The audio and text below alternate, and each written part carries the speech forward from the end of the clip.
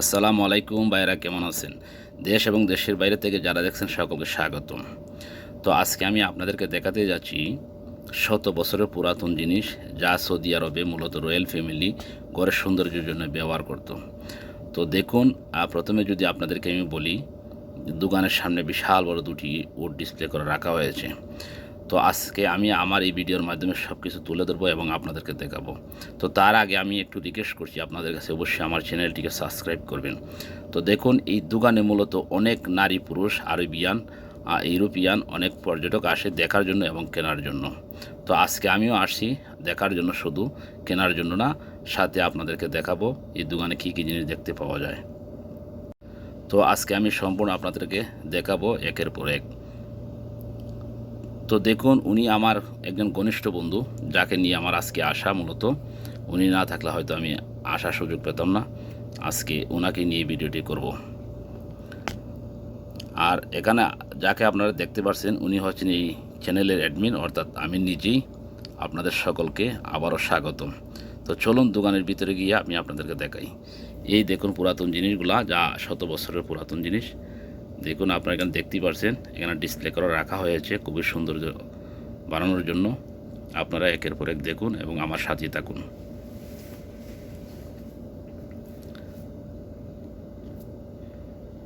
দেখুন, এখানে অনেকগুলো পুরাতন জিনিস আছে। এই উটগুলো অনেক পুরাতন, কাঠের তৈরি, কোনোটা কাঠের তৈরি আবার পিতলের তৈরি। দেখুন, অনেক পুরাতন জিনিস এখানে রাখা হয়েছে। আপনার পুরাতন ঘড়ি, অনেকগুলো ঘড়ি আছে, অনেক পুরাতন। আবার এদিকে রাখা হয়েছে উট, ডিসপ্লে করে অনেকগুলো পুরাতন উট রাখা হয়েছে। আপনারা দেখতেই পারছেন। আমি যদি আপনাদেরকে আরেকটু ঘুরিয়ে অন্য সেটে দেখাই, দেখেন এদিকে অনেক উটগুলো আছে পিতলের, আবার এদিকে আছে অনেকগুলা চা পান করার জন্য কলসি, আবার এদিকে আছে অনেকগুলা কলসি। আপনারা দেখতেই পারছেন। সবুজ সৌন্দর্য বাড়ানোর জন্য মূলত এগুলো রাখা হয়েছে এখানে। আপনারা চাইলে যে কোনো সময় কিনে নিতে পারবেন দেশের জন্য। এখানে অনেকগুলো জিনিস তো যা আছে, দেখেন আপনারা অবশ্যই বুঝতে পারবেন মূলত এই জিনিসগুলো কি। এই জিনিসগুলো মূলত সচরাচর পাওয়া যায় না মার্কেটে। তো আজকে আমি এখানে এসে দেখলাম, তাই আপনাদেরকে শেয়ার করলাম।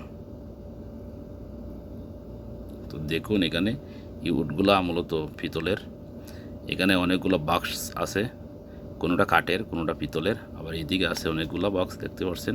এখানে আছে আপনাদের চা পান করার জন্য অনেকগুলো কেতলি, অনেক পুরাতন। এটা হচ্ছে মাটির পাতিল, অর্থাৎ এখানে পানি রাখা হয়, যাকে ড্রাম বলা হয়, ঠান্ডা রাখার জন্য।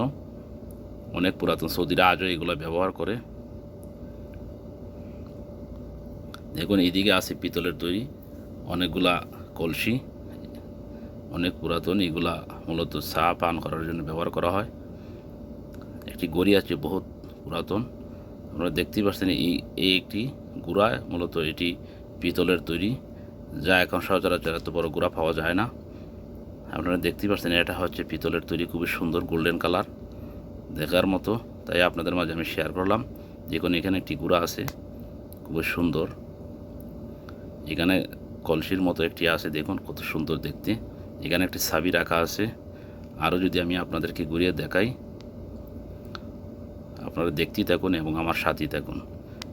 আপনারা দেখুন, এটা মূলত এই জায়গাটা হচ্ছে দোকানের, অর্থাৎ ক্যাশ ম্যানেজার, যিনি এখানে বসেন এবং এখান থেকে সব কিছু রক্ষণাবেক্ষণ করেন। দেখুন, তেলোয়ারগুলা শত বছরের পুরনো ডিজাইন ওনার ডিসপ্লে করে রেখেছে।